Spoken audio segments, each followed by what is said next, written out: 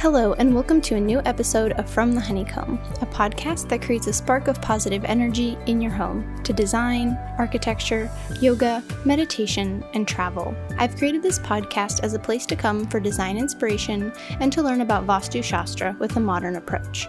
I'm your host, Katerina and welcome to From the Honeycomb. In today's episode, I sit down with Julie from The Mindful Potter, and we have a beautiful and raw conversation about a time in her life where she was burnt out from her previous career, and how by reconnecting with clay, it led her down the path of healing and eventually opening up her own business. She really turned a community cafe into a beautiful pottery studio. She walks us through the process of birthing work of art from the clay stages to the final product, and it's just overall such a beautiful conversation. So let's dive in. All right. Well, Julie, welcome to From the Honeycomb podcast. I'm so excited to have you on because you are the creator of this beautiful mug that I use every day, multiple times a day for just about any liquid. So thank you for designing the Candace mug with Candace Moore. Well, thank you so much for having me. It's such a pleasure. And I'm so pleased. That's lovely to hear. We worked hard to get that mug design right. So it's always lovely to know that people are enjoying it and it's working out.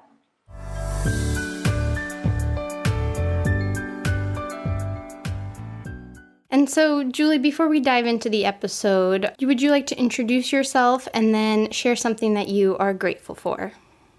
Sure. So I'm Julie. I'm the heart and hands behind The Mindful Potter, which is my heart work. It's my small business that I run out of a pottery studio in Greece. It's been going for about 4 years now. And yeah, it's a joy every day, even the challenges. And my gratitude for today is actually all about connection, because I've had a beautiful weekend of meeting people who I initially met through social media. So there's you, and there's also another potter who's based in London, and she's in Greece for a short period of time for her holidays. And we've actually been able to collaborate this weekend, and she's firing some pieces in my kiln. We complain so much about social media, and I think we are quick to see the elements of it that take from us. It takes my time, it takes my attention, all of this. But just sometimes I get reminded of everything I gain from it. And that element of connection, of meeting kindred spirits from all over the world, is just so precious. No, that is so beautiful. And I agree. That's actually what I wanted to share, is what I'm grateful for today is that social media, the online community that I've started to cultivate. But also, for example, kind of our mutual social media person is Candace, who you worked with to design this mug. And when I first started on social media, I was very immersed in the world of yoga, and that's how I found Candace. I've been to one of her workshops years ago, and just seeing like the people who support each other through social media and through the accounts and the community you start to build all over the world is so incredible. It really does allow us to connect with each other, which I think is really beautiful. So I agree with your gratitude today. I couldn't agree more. It's a gift.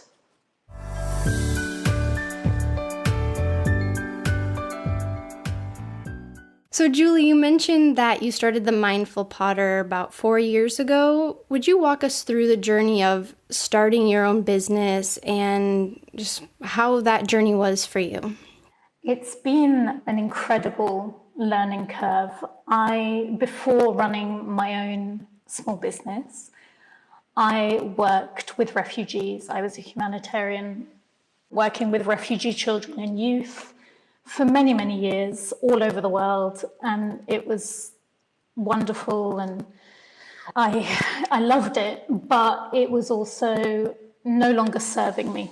It was I was at a point in time in 2018 where I was very tired. I was burnt out. I was exhausted physically, mentally, and I needed to make a change.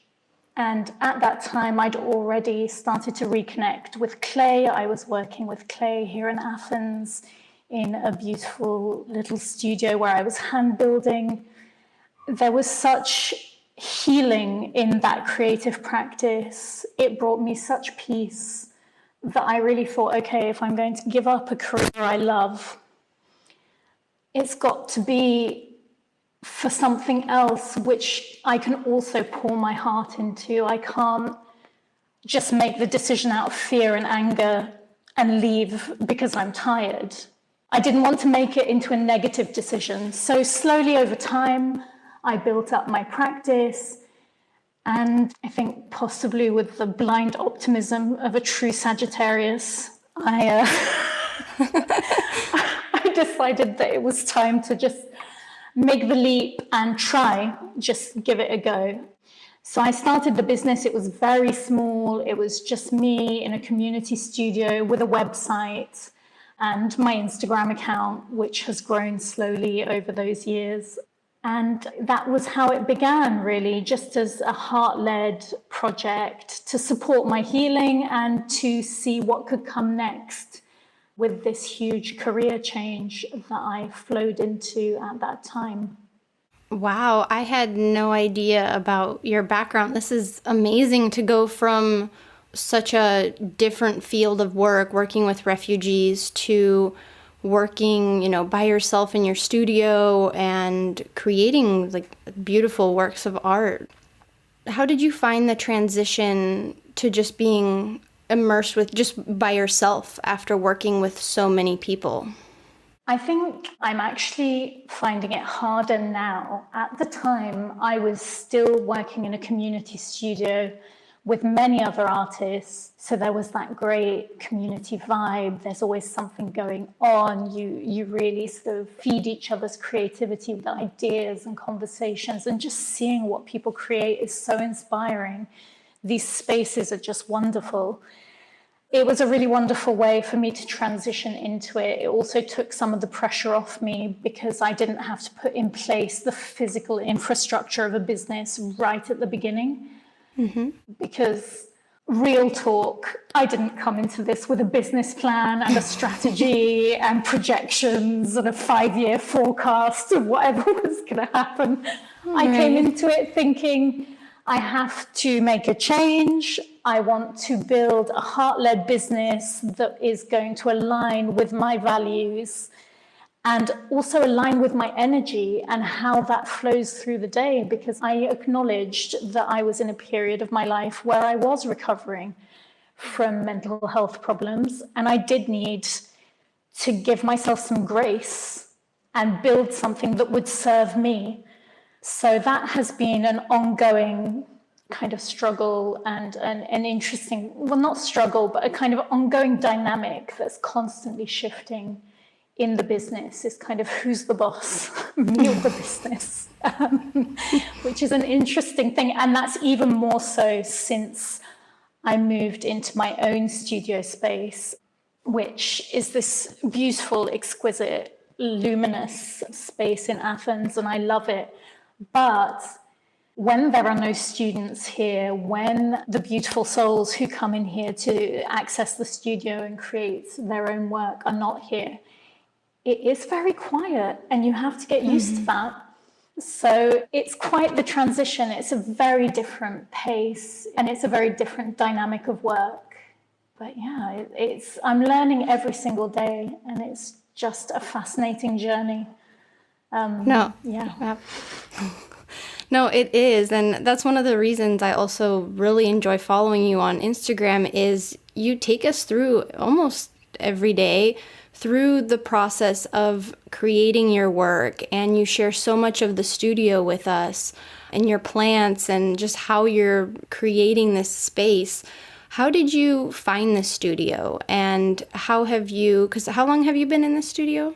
I've been in here now just over a year. I moved in late June last year. I started searching for spaces in the February of 2021 because we were going through yet another set of COVID shifts. It wasn't really clear how things were going to go, whether community art spaces were going to be allowed to reopen. It's been very complex, I think, for everyone. It's not just here in Greece, but there were complexities there. So I thought, okay, it's time to be brave and at least look around. And it's the very first space I saw. Wow. And it's actually a space which has a beautiful history. It was a cafe, well, a sort of deli cum cafe for the community for 47 years, I think. The current, he's the owner, but he ran it for 47 years. And it was a community hub. I still feel it now in here. All the neighbors will say hello as they pass every day. The space is full. It's like the walls are full of the life of the neighborhood. It's a really beautiful space. For a while, I let it go because I thought, oh, it's a very residential area. It's not quite right for a business. I was trying to be strategic.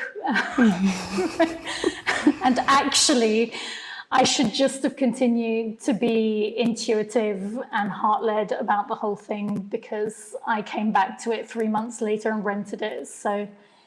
But it was the very first one I saw. And I knew the minute I stepped in. So I don't really know why I looked around the rest of Athens for months. But sometimes we have to test ourselves, I guess. No, absolutely. And see if what you've seen, just kind of trusting yourself. But your studio space is, as I mentioned, you showed on Instagram, it is such a beautiful space. And you've started to add plants and walk us through how you kind of laid out the space. Did you know where to put like your kiln and your drying racks, or did you have to kind of play around for a while, see what works? That was the thing about this space, was even when it was, well, I'm not going to say empty, even when it was full of other people's trash, which is how it was when I first viewed it, there was such a clarity to the flow of movement.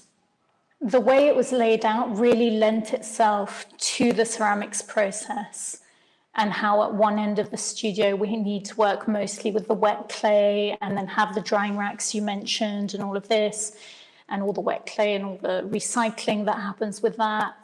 And then as you move through that process towards the firings, then you need to have space that's clear of all that, where you can glaze and do all of that technical work. And somehow this space, although there have been a few sort of juggling acts to get the amount of storage right and sort of play around with that, the flow of it has kind of just organically grown from what the space was giving me. It's like it was made to be a ceramics studio.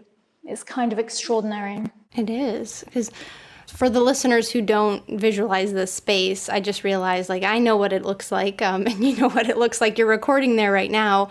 Could you describe to the listeners kind of what the space looks like? So it's an old corner shop.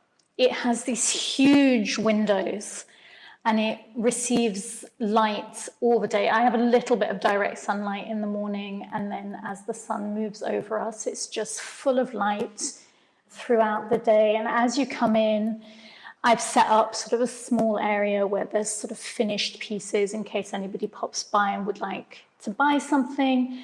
But most of it is a working studio. So towards, I'm going to call it the north end. I have no idea what the orientation of this is. Feels northern. That's good. Basically, towards the back of the space is where I've put the drying racks, and next to them is a heavy-duty shelving unit with all the clays that we use. And I like people to have as much choice as possible, and by people I mean me first, but also all the lovely people who come in. So we use a variety of different clays in the studio, so it's quite an intricate dance to keep everything clean and under control and manageable. But it works for now. So it's all set up with storage and drying at the back. Then you have the pottery wheels and the clay preparation area. So this is the work area where we do most of the initial creation of the pieces. Then there's a very well-placed sink, which is the hub of everything we do, because we're always needing to keep it as clean as possible and as dust-free as possible, just for the safety of everybody using the space. And then slowly, as I move towards what I'm calling the south, we have a glazing station, which is relatively long. Like, there's enough space to really lay out your work and have quite a conscious and relaxed approach to it, because I find for almost everyone, it's the most stressful part of the process, because it's the very last step. And you've nursed this piece through all these stages. It's gone all the way to having been fired once, and you have such high hopes for it. And you need to still put this glaze on it, and then you won't know if you've done a good job until it comes out of the kiln. So people get quite anxious, so I try to keep that space very, very calm. And then it moves towards the kiln, and that's kind of it. But the sort of circularity of it works really well. It's a very nice space. It works perfectly as a working studio. No, it does. And I love that you use the word like consciously, because I know you have a almost zero waste company, right? You share a lot of, if, you know, a piece doesn't make it, you have it on kind of like a discount if it has little imperfections. And then also if your clay, you reuse a lot of clay, right? You don't have as much waste as other studios would. I mean, I think all studios probably try to be conscious. I think because the studio is so small, I can be as perfectionist about it. I don't know if that's the right term, as militant about it as I want. So I try very hard to make the studio as sustainable as possible. One of those issues is about the use of our resources, the natural materials. Clay, before it's fired, can be recycled at almost any stage of the making. So we really, for example, I'll ask people to clean up their pottery wheels at the wheel rather than taking anything towards the sink and pouring away all that clay into the drains. Clean it up at the wheel, then let that water set the clay settle to the base, and then I can pour off the water into the plants, my little ecosystem. And I can get all those clay particles back. And then I can dry them out on plaster, and it becomes workable clay again. So there's this really lovely cycle that clay gives us as a material anyway, which we can really take advantage of. And that also reduces our water consumption. It reduces the amount of waste going into the drains, because I am aware that it is an urban studio in a city that does not have the most modern wastewater disposal system. That is true. All due respect to the Athenian city planners. So I would, I've worked quite hard to try and minimize our environmental impact from that perspective. I'm doing my best to try and see what we can do to move to solar energy quite soon. Wow. I think I found a way. But wow. It's a real challenge. But I think it's going to be possible, us sort of coming together to try and make it as close to zero waste as I possibly can. Wow. I admire you. You kind of walk through every step of the stage of creating your ceramics, and you see where you can be sustainable. And I admire that. That is, especially given the circumstances, like you said, you're in an urban environment, but you really do, make that conscious step and make sure that you have a sustainable approach to a lot of the steps. And you're just listening to you. I know I've watched your videos, but you are just so passionate about your work. And so I'm curious, when's the first time who introduced you to pottery? Well, I was actually reminded quite recently that I used to play with clay quite a lot as a teenager in my art classes. And this is something that I have quite serious memory blanks about certain things that we still can't really explain. It's not necessarily bad memories that I've blocked out, but there are chunks of time that are a little bit, once I'm reminded, I'll remember. But indeed, I was working with clay at that time and hand building pieces, but it was mostly air dry clay. My high school didn't have the capacity to do anything fancy, so it was really just getting used to touching the material. And I've always been somebody who likes to make with their hands. I love textiles as well. So in some of the countries I lived in where maybe I didn't have access to other things, I would sew, I would make curtains for the house. I would try to make my space mine in whatever way I could find. And it's when I actually got to Athens in 2017 that I was able to take it seriously. I knew I wanted to do it, and now I know that my hands had the somatic experience of touching it, even if I didn't have the conscious memory at the time. And so I managed to find a small studio here where I would just sit for hours hand building, just making anything that came to mind. And I started the wheel in early 2018. Wow. I went to a beautiful place not far from Thessaloniki in northern Greece and did an intensive workshop up there with Hector Mavridis. He's an amazing Greek artist and fantastic teacher. And it was love at first throw. I was obsessed with this. It was a period of my life where I was deep into my burnout related to my previous work. I was in talk therapy with a trauma specialized psychologist. I was doing EMDR, and I'd actually just started taking antidepressants, anti-anxiety medication for some of the traumatic symptoms that were coming up. So I thought I wouldn't even be able to pay attention to what was going on. And I remember saying to him in the car from the airport, if I can just touch the clay, I'll be happy. It doesn't matter, even if nothing happens.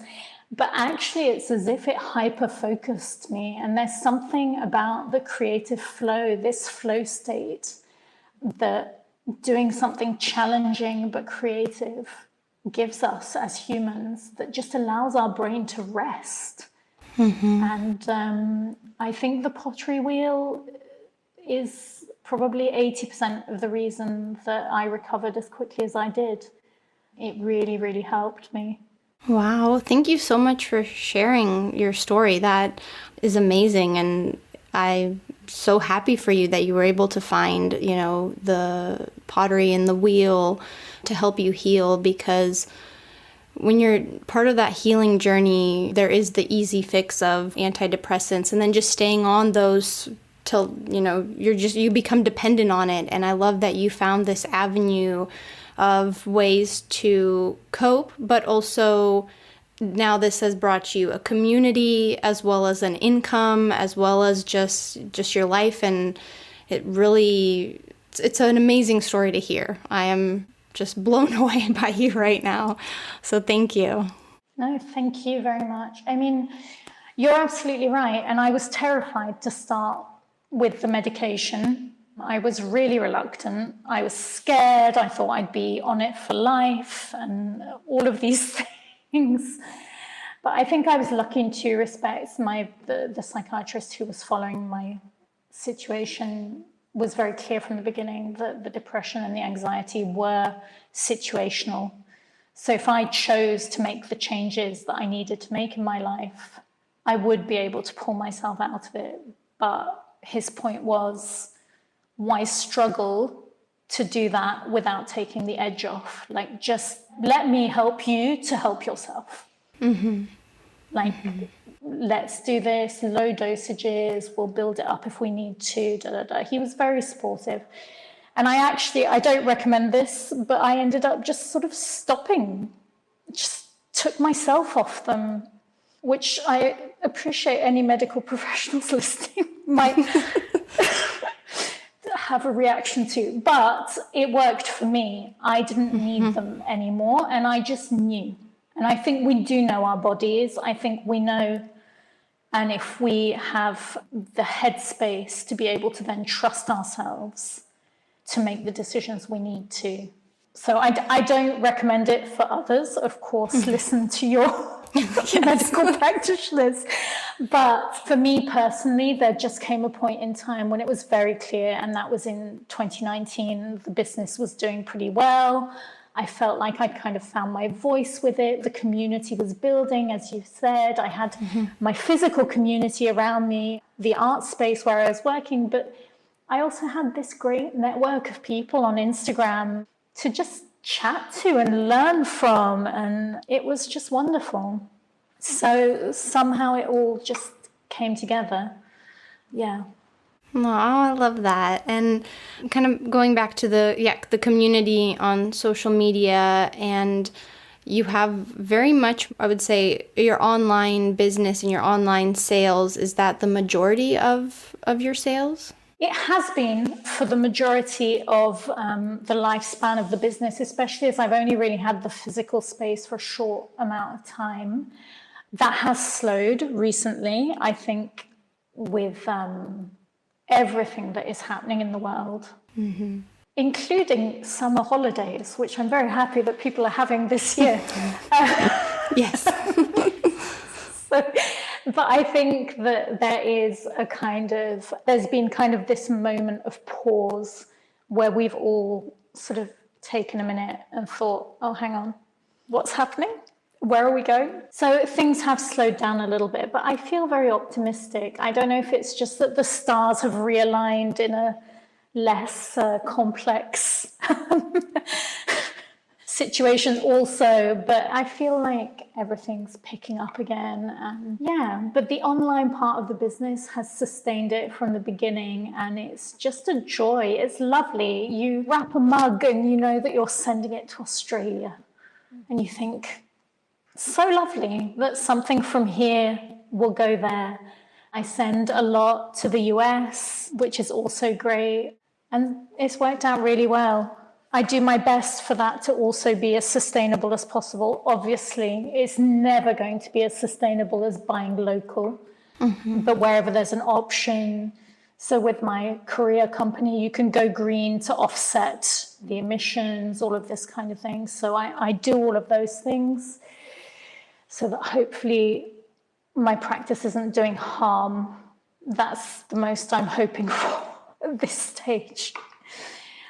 And from receiving my mug and even the whole process of ordering, I can vouch for you. It is a very more sustainable method than if you were to buy it on Amazon, for example, because you also, I think I was on a 2 to 3 week waiting list for you to even start making the cup. And so you do kind of batch it where it's a made to order, but I like that you kind of batched it together rather than, oh, I'm going to make one because I have the one sale. You really are, back to that word, the conscious of the creation, which I really love.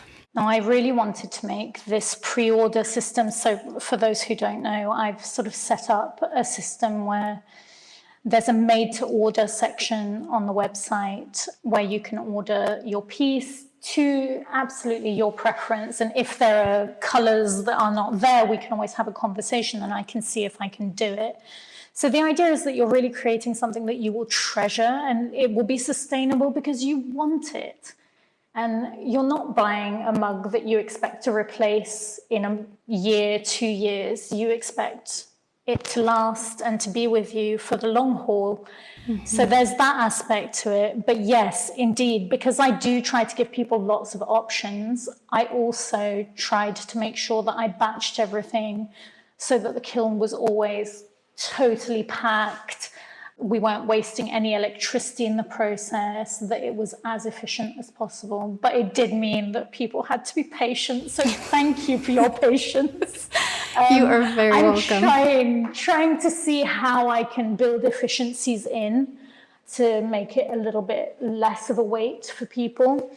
But I don't want to give up the sustainability parts for that. And I don't think people want it.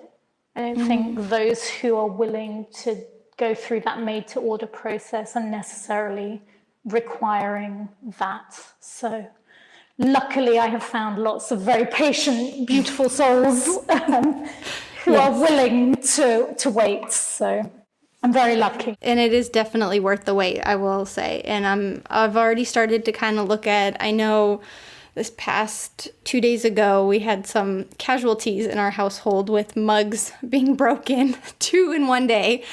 So, which was, I had another follower write me, it must have been the full moon energy, because it was, I broke my travel mug and my husband broke his work mug. So it was I know, so I started looking at your website, seeing what the options were. And I love the travel mug options you have. And so, a little selfish question, would you make a 16-ounce travel mug? Yes. Oh. I just have to work out how. Okay. But I will. No, with the travel mugs, the issue is the diameter. Because you just need it to have a really lovely fit with the silicone lid. I know what the diameter is now because I have done lots of trial and error. And so it would just be a question of changing the height and just making sure it doesn't widen it, because I still want it to be comfortable in your hand.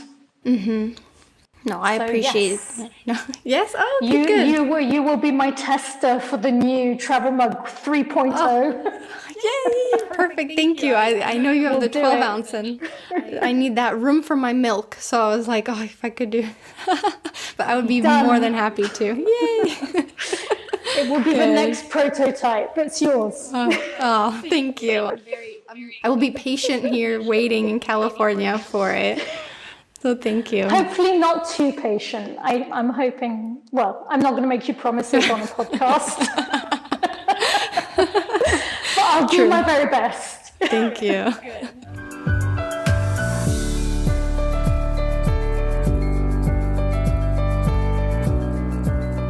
So what would you like to leave the listeners with after sharing your journey and your story of how you went from, working with refugees to finding a place to immerse yourself in pottery while recovering with depression and anxiety? What would you like to leave listeners with from the lessons you've learned from your journey? I think probably that many things can be true at the same time. You are allowed to feel weak and strong simultaneously. You are allowed to feel great highs and great lows simultaneously. You can make huge life decisions and put them on a hold, and nobody's allowed to judge you all at the same time. I think just really try to tap in to what feels aligned, and that can take time. And I think we don't always allow ourselves the grace of that time to just really think things through and allow ourselves to feel all of the parts of decision-making processes. And I think whether it was the decision to move on from my previous work, or whether it's big or small decisions with the business, because I'm not a business person. I'm learning as I go, which I think is true of many creatives who are running a small business, who are sort of trying to make a living from their craft. So it does take a lot of adjustment and a lot of false starts, and allowing yourself to do that and to make the mistakes and just say, you know what, I tried, this wasn't quite right, let's just try it slightly differently, and to not feel bad about it. So just that many things can be true at the same time, and be kind to ourselves. That is so beautiful. Julie, thank you so much for coming on to From the Honeycomb. I have loved our conversation, finally getting to talk to you after following you for a while now. And I will provide a link in the show notes for your website. And where can listeners find you? People can find me through Instagram, if that is their happy space. I'm at The Mindful Potter. I have a Facebook page also at The Mindful Potter. And then there's my website, which is www.themindfulpotter.com. There's a newsletter subscription possibility on there. And actually, I will be starting to write a lot more, I think, in the coming months. So if people are interested in the kind of tell-all studio stories from The Mindful Potter, they can head over there and sign up if social media is not their joy. Yeah, that's kind of it. But thank you so much for having me. Thank you. It's been such a pleasure. It has. Well, thank you. Like I said, it was just such a beautiful conversation to sit down with Julie and talk about her work and what has led her to create the Mindful Potter. And Julie, I'm holding you to it to have that travel mug. So I can't wait to work with you on that. Overall, just thank you again, Julie, for coming on. You are really an inspiration. Just hearing about your process and the conscious approach you take to creating the pottery work that you do. So thank you. And thank you, listener, for listening to this episode. And if you like this episode, please give it a heart or thumbs up. Click the follow button so you can stay up to date on the latest episodes. And follow me on Instagram at From the Honeycomb Podcast. Thank you so much and see you next time.